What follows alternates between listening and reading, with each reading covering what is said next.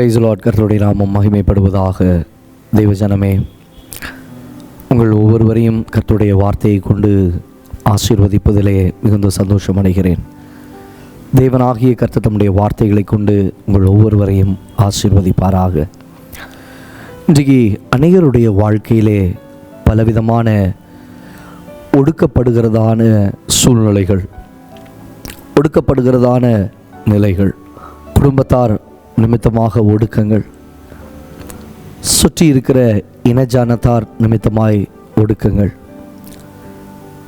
ஒடுக்கப்படுகிறதான இந்த சூழ்நிலைகளிலே விடுவிக்கப்படக்கூடாதபடிக்கு நம்முடைய வாழ்க்கைகள் அவைகளிலே ஒடுங்கி கிடக்கிறது. வேலையின் ஸ்தலத்திலே ஒடுக்கம், படிக்கிற ஸ்தலத்திலே ஒடுக்கம்.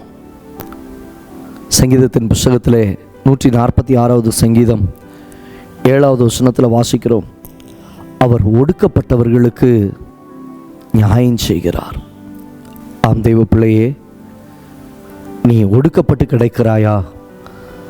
தேவனாகிய கர்த்தர் உங்கள் வாழ்க்கையில் அவர் நியாயம் செய்வார். அவர் நியாயம் செய்வார். நம்மளை அப்ரோச் பண்ணுறாங்களா, ஒடுக்கி வைக்கிறாங்களா? கடந்த நாட்களிலே ஒரு குடும்பத்தை சந்தித்தேன். அவர்கள் சொன்ன ஒரு வார்த்தை,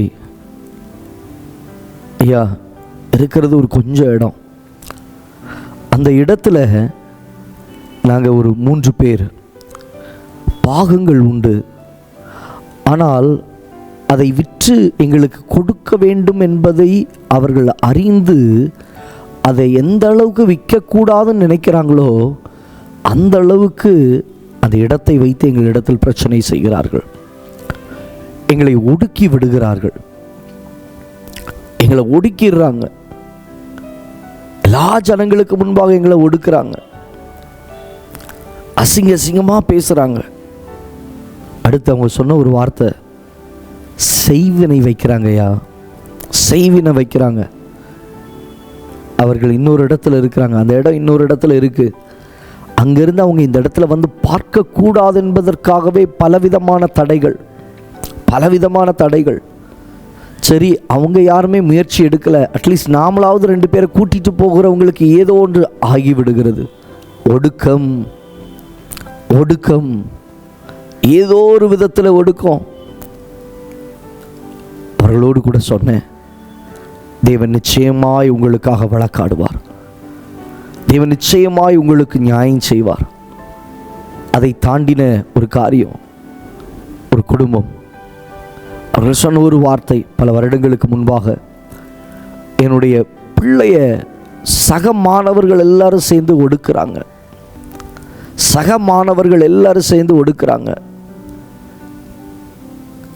அவனை நெருக்குகிறத நான் பார்க்குறேன். சரியாக படிக்க மாட்டான், வெகுளியாக இருப்பான். ஸோ ஒடுக்கத்தின் சூழ்நிலைகள், அவனுக்காக அந்த நாட்களில் ஜெபித்திருந்தோம். அந்த சூழ்நிலைகளை கர்த்தர் அப்படியே மாற்றி போட்டார். தேவஜனமே, இன்றைக்கு ஒடுக்கங்கள் நம்முடைய வாழ்க்கையில் வருகிறது. சில நேரங்களிலே நம்முடைய பாவங்கள் நிமித்தமாகவும் சில ஒடுக்கங்கள் வருவது உண்டு. வேதத்திலே நீங்கள் வாசிக்கும் பொழுது, இஸ்ரவேல் ஜனங்கள் பாவம் செய்தது நிமித்தமாய் அங்கே தேவன் அவர்களை ராஜாவின் கையிலே, கானானியனுடைய ராஜாவின் கையிலே கர்த்தர் விற்று போட்டார். நடந்த சம்பவம் என்ன? அங்கிருந்ததான சேனாதிபதியாகிய சிசேரா என்கிறவன், அவன் அந்த ஜனங்களை கொடுமையாய் ஒடுக்கினான் என்று சொல்லி வேதத்தில் வாசிக்கிறோம். கொடுமையாய் அவன் ஒடுக்கினான். காலங்கள் கடந்து போயிற்று. 20 வருடங்கள் அங்கே சொல்லப்படும், தேவன் இஸ்ரவேல் ஜனங்களுடைய பெருமூச்சை கேட்டார். இன்னைக்கு சொல்லுகிறேன், கர்த்தர் உங்கள் பெருமூச்சின் சத்தத்தை அவர் கேட்டு ஒடுக்கத்தில் இருக்கிற உங்களுக்கு ஆண்டவர் விடுதலையை கொடுப்பார். இங்கே நடந்த சம்பவம், தெபொராள் என்கிறதான ஒரு தீர்க்கதரிசியின் மூலமாய் கர்த்தர் பாராக்கோடு கூட பேசி, எழுந்து போ, தேவனாகிய கர்த்தர் உன் கையில் அவன் சேனைகளை ஒப்பு கொடுப்பார் என்று சொல்லி ஆண்டவர் அவனோடு கூட இடைப்படுகிறதை பார்க்க முடியும். ஆனாலும் அங்கே அவன் செய்த சில காரியங்களின் நிமித்தமாய் அவள் சொன்ன ஒரு வார்த்தை, நீ முறியடிப்பாய், மேன்மை உனக்கு உண்டாகாது. கடந்து போனார்கள். அங்கே சிசேரா, அவன் பயங்கரமான ஒரு சேனாதிபதி, பயங்கரமான ஒரு சேனாதிபதி. இஸ்ரவேல் ஜனங்களை 20 வருடங்களாக ஒடுக்கி வைத்திருந்தவன், அதுவும் கொடுமையாய் ஒடுக்கினவன். கர்த்தர் நியாயம் செய்கிறவர் அல்லவா? கர்த்தர் நியாயம் செய்கிறவர் அல்லவா? ஆண்டவர் விடுவாரா? இல்லை. இங்கே நடந்த சம்பவம், இங்கே இராணுவத்தில் பயங்கர யுத்தங்கள் நடக்கிற சத்தத்தை கேட்டு அவன் கால்நடையாய் அவன் ஓட ஆரம்பித்தான். ஒரு கூடாரத்திற்குள்ளே, யாகேலினுடைய கூடாரத்திற்குள்ளே அவன் போய் படுத்துறங்கினான். அவனை அவள் சமுக்காலத்தினால் மூடினாள். தண்ணீர் கேட்டான், பால் துருத்தியை கொடுத்தாள், தூங்க வைத்தாள். கைகளிலே ஆணியையும் சுற்றியும் எடுத்து ஒரே அடியாய் அந்த நெத்தியில் அடித்து ஊடுருவி அவள் கொன்றாள். தேவ பிள்ளையே, அன்றைய தினம் சிசேராவை தேவன் தம்முடைய ஜனத்தின் கைகளிலே கர்த்தர் ஒப்பு கொடுத்தார். உங்களுக்கு விரோதமாய் உங்களை ஒடுக்கி கொண்டு இருக்கிறார்களா? உங்களுக்கு விரோதமாய் எழும்பி கொண்டு இருக்கிறார்களா? ஒடுக்கிக்கிட்டே இருக்கிற கூட்டங்கள், ஆண்டவர் சொல்லுகிறார், அவர்களை உன் கையில் கர்த்தர் ஒப்பு கொடுப்பார். அவர்களை உன் கையில் ஒப்பு கொடுப்பார்.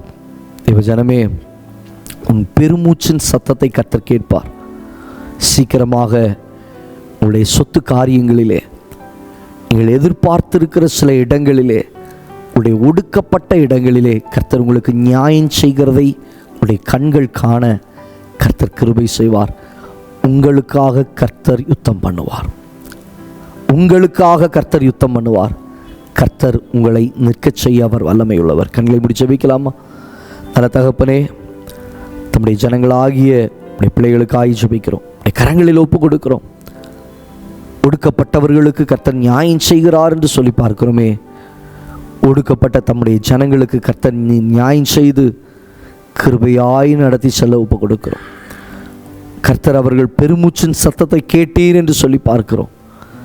பெருமைக்குரியதான பதிலை கர்த்தர் நீ தந்தரில் நாங்கள் ஜெபிக்கிறோம், தாழ்த்தி ஒப்பு கொடுக்கிறோம் இயேசுவின் நாமத்தில் பிதாவே, ஆமேன்.